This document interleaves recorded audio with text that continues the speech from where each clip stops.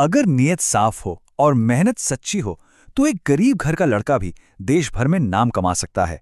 ये सिर्फ शब्द नहीं है, ये एक असाधारण सफर का कह सकते हैं मूल मंत्र हैं। तो चलिए आज इसी सोच के पीछे की पूरी कहानी को जरा समझते हैं। जी हाँ, आज हम बात करने वाले हैं खान सर की। उनके संघर्ष से लेकर जबरदस्त सफलता तक के इस पूरे सफर पर एक नज़र डालते हैं।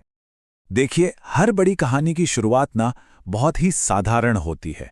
तो चलिए हम भी चलते हैं पटना की उन गलियों में जहां एक नौजवान टीचर था जिसके पास सपनों के अलावा और कुछ भी नहीं था।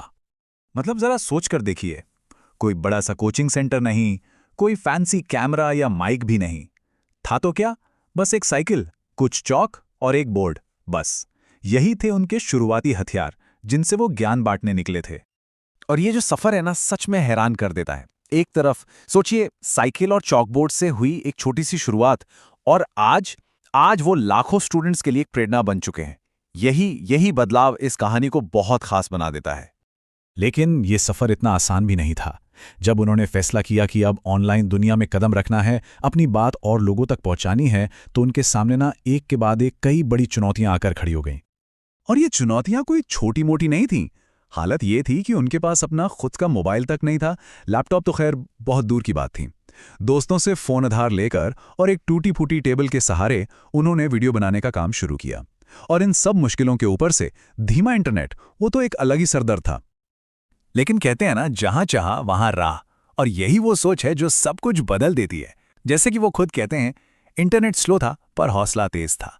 कमाल की बात है, साधन भले ही कम थे लेकिन उनका जो जज्बा था वो किसी भी इंटरनेट की स्पीड से कहीं ज्यादा तेज था। तो सवाल ये उठता है कि इतनी मुश्किलों के बाद भी कामयाबी मिली कैसे? जवाब छिपा है उनके एकदम अनोखे अंदाज में।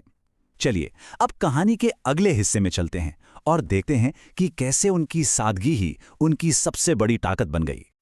उन्होंने कोई भारी भरकम शब्दों का इस्तेमाल नहीं किया, कोई बहुत मुश्किल भाषा नहीं, बस सीधी सरल बातें, लेकिन वो भी पूरे जोश और जुनून के साथ। अब देखिए, हमारे देश में पढ़ाई लिखाई का सिस्टम थोड़ा गंभीर माना जाता है ना।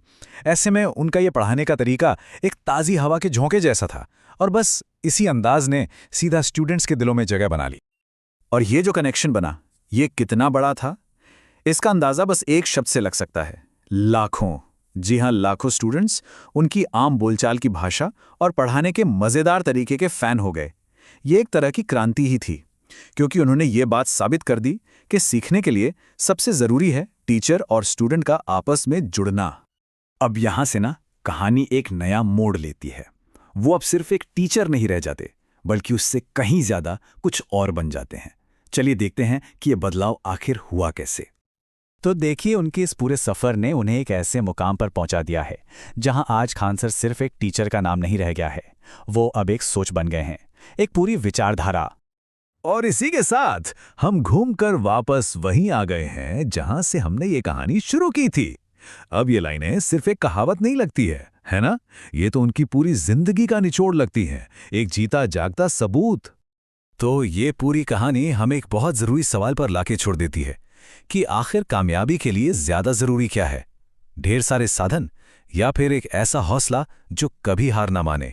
शायद इस सवाल का जवाब हम सबके अंदर ही कहीं छिपा है।